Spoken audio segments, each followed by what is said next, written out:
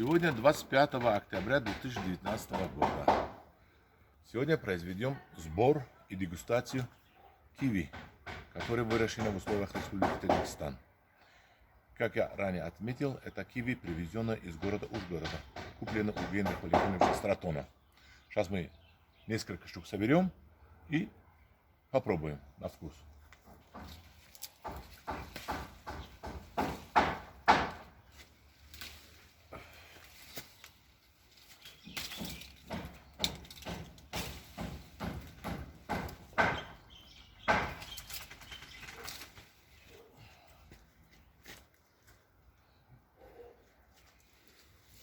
Ну, я думаю, пока достаточно.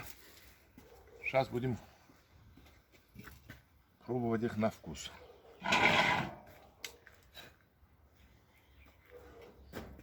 Вот они немножко уже мягкие стали. Я думаю, что уже это признак того, что готовы.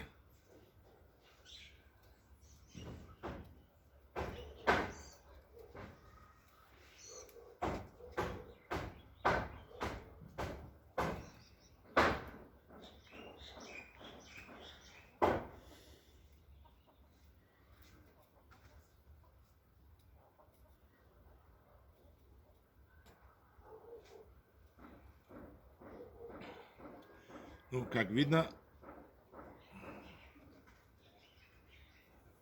у них есть и киви. Похож очень. Да. Это и есть настоящий киви.